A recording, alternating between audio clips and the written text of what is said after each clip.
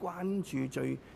有切身可以幫到手嘅一個設施，係作出呢啲嘅付出。我喺度咧係向我哋立法會嘅議員呢係致敬嘅。鄧炳強又話：皇崗口岸聯檢大樓整體建築已經大致完成，但仍然有好多裝修工程，亦要設置通關儀器同進行壓力測試等，當確保一切準備就緒，市民可以安全暢順咁使用設施嘅時候，就會正式通關。特區政府會同深圳方面不停檢視，希望可以盡快啟用重建之後嘅皇崗口岸。香港電台記者蘇海瑩報導。立法會通過有關地盤全面禁煙嘅決議案，涉及3項附屬法例，違例吸煙者可以定額罰款3000元，違規承建商就可以罰款40萬元。喺建築地盤實施全面禁煙呢，聽落去係好簡單嘅，亦都喺宏福苑大火災之後呢，得到社會上廣泛嘅支持同埋共識。但係喺個立法個過程入邊呢，我哋無論係行政當局定係立法會嘅議員呢，毫不含糊嘅，因為我哋都明白咧，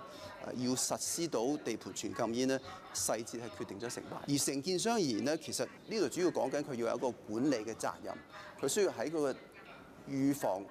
同埋整個制度預防方面呢，要做功夫。倒過嚟講呢，工友個3000蚊呢，係講緊個人嘅行為，其實好清楚嘅。對工友嚟講呢，3000蚊都唔係一個小嘅數目，所以大家可以見得到喺整個制定罰則嘅過程入邊呢，我哋係充分考慮咗承建商同工友係各有不同。我懇請各位議員呢支持並通過呢一項決議案，盡快讓到地盤呢可以實施全面禁煙，從而提升地盤工人嘅安全同埋職安健，並且呢減低火警發生嘅風險，亦都有助減少工人呢受二手煙嘅影響。贊成嘅請舉手，反對嘅請舉手。我認為議題獲得在席議員以過半數贊成，我宣布議案獲得通過。宏福苑火災獨立委員會展開最後一輪聽證會，消防承辦商中華發展話，除咗消防警報系統失靈，火災時亦有多項妨礙居民逃生嘅因素。委員會主席陸啟康反駁，若果希望藉此減輕自身責任，說法令人難以接受。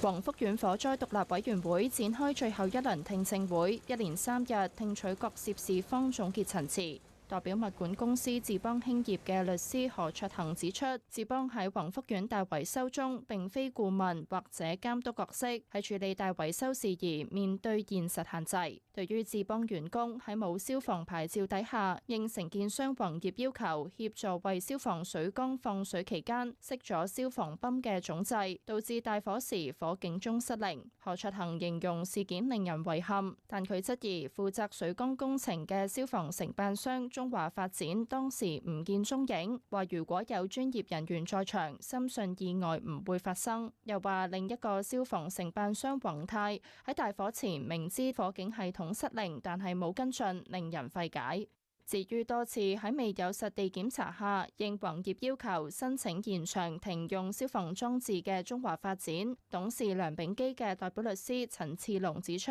梁秉基係真誠相信宏業本身已經係註冊消防裝置承辦商，並已經做好檢查，並非故意違規。又話雖然火警中有機會能夠減低傷亡，但係今次火災逃生時間好短，逃生樓梯失效，窗戶亦都被封上發泡膠，都影響咗居民逃生。委員會主席陸啟康反駁話，如果係希望借住指出火警鐘冇用嚟減輕自身責任，說法難以接受。市建局代表律師呂世傑重申，市建局面對資源同制度局限，無法完全杜絕圍標風險，但佢唔同意坊間有聲音質疑市建局係矮化自身職能，話招標妥係有用嘅屏障，但係並非靈丹妙藥，未來會透過加強版招標妥做得更多。競委會陳詞時亦都話，香港長期存在系統性嘅圍標集團，有圍標集團甚至公然招攬集團以外嘅承辦商投標，做法明目張膽，但係現有法律框架同罰則不足以阻嚇，建議將嚴重反競爭行為刑事化。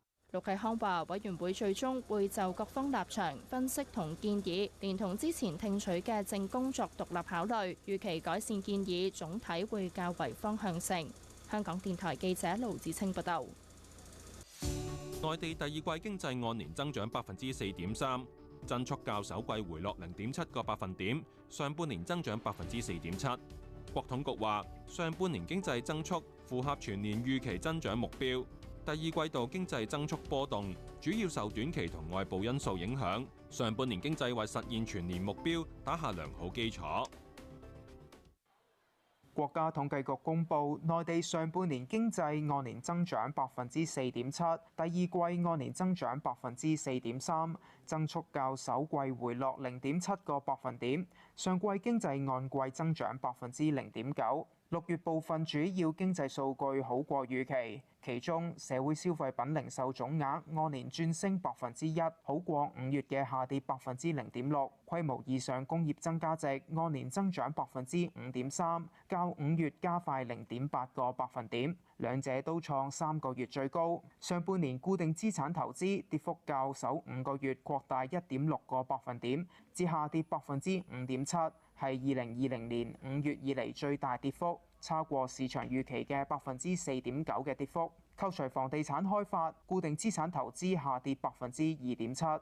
國家統計局副局長毛盛勇表示，上半年經濟基本面並冇改變。當前國際形勢複雜多變，世界經濟增長呢總體在放緩，那麼國際貿易呢也在放緩。多數國家通脹的壓力明顯上升，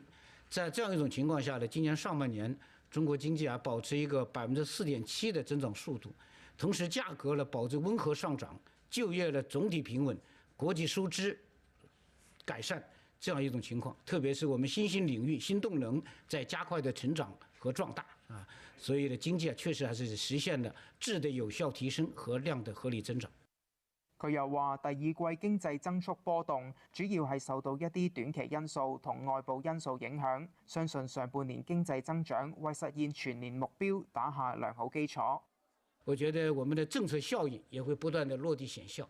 前期出台這些政策啊，這個效果會不斷的顯現啊。中央呢也會根據這個形勢的變化啊，有針對性的出台更加積極有為的政策，是吧？推動經濟啊這個平穩運行，向新向優發展。是吧？所以我覺得綜合這樣一些情況來看呢，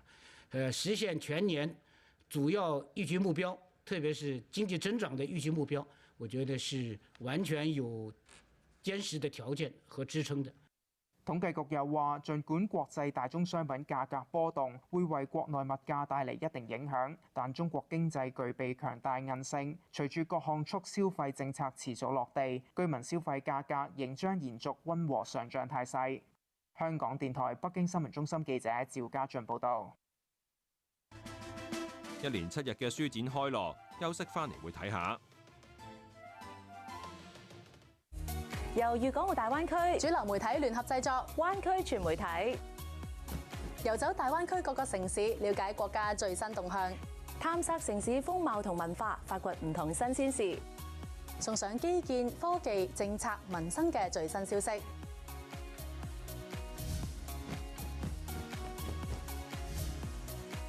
逢星期1至5晚上6點鐘，有我哋港台電視31灣區全媒體。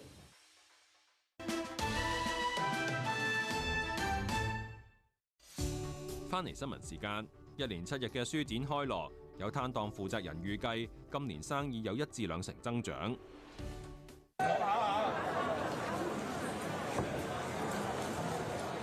書展開鑼，唔少人帶住戰車到場，希望買到心頭好。